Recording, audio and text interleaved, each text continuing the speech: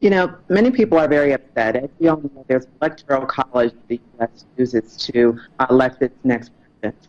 And at this time, the popular vote did not necessarily coincide with the electoral college. So people are angry. They're upset. This is unfortunately a very divisive election period, and there's a lot of healing that needs to take place. And there was going to be healing whether or not it was going to be Secretary Clinton or President-elect Donald Trump. So at this point, many people are expressing themselves. They are protesting. They are out in the streets. And I think the protest is more than just about President-elect Donald Trump. It's really about some of the issues and some of the things that people are angry about in America, whether it's economics, whether it's education. And so it's a way for them to express themselves. And I think what's going to more importantly come out of this is it's going to make people more actively engaged, getting involved in the political system, getting involved and getting out to vote, and understanding that every vote does count in this electoral process here in the U.S.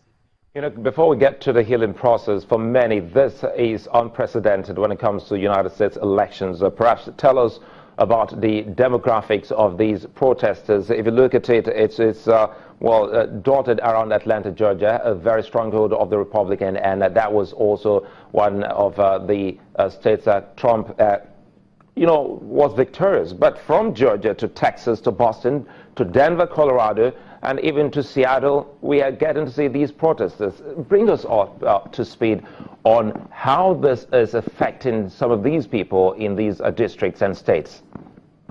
Well, the demographics piece, just to address that, the demographics are a wide range. It's not racially based. I think most of it is really looking at those individuals who might be of the millennial group. Millennials were very much in support of the Democratic Party. Many of those were Bernie Sanders supporters. And so unfortunately, some of the millennials did not get out to vote.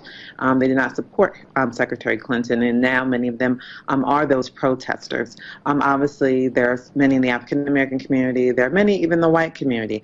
As we know and as it's been stated, those educated, whether or not they're African Americans, whites, or minority groups, were very much in support of Secretary Clinton. Now, there are very many in some of the more rural areas in our country who were strong President-elect Donald Trump supporters. And so those individuals were the ones that really got out to vote in unprecedented numbers. And so you're seeing protesters in many of the cities that you see are cities that have high education rates. I mean, if you look at the District of Columbia, most people in the District of Columbia have close to a master's degree.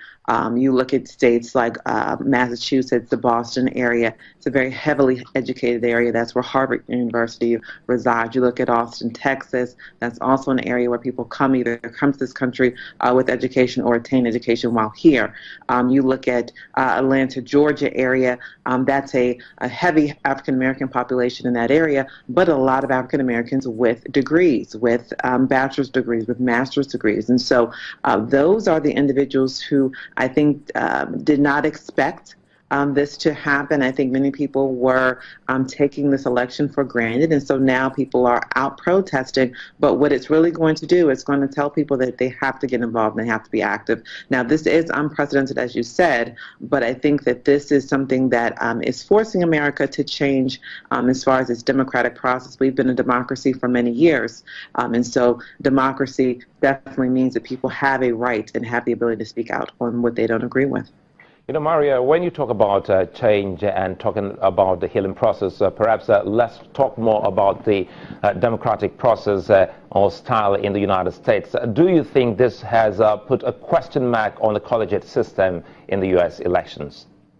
It has. I mean, if we go back to the 2000 election with Al Gore, that was a time where people were questioning the Electoral College. The Electoral College was put in place back in the beginning of democracy in the U.S., and it was because they didn't feel the popular vote might have really gotten to where we need to go with being able to elect the president. But now we're seeing that people are questioning that. Now, will it change? I think we're a long way from having Electoral College change from that to a popular vote system. But I do know that people are definitely going to begin to question that, and we could see in the future that the U.S. decides to revamp the way it goes about electing its officials.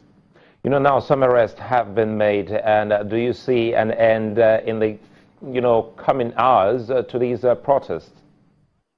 We will definitely see it. And I think that, as you mentioned just a few moments ago, President Obama and President-elect Donald Trump were meeting at the White House, and they are both committing to a healing process. They are both committing to a smooth transition. They are both committing to making sure that they do what it takes to move the country forward as a whole.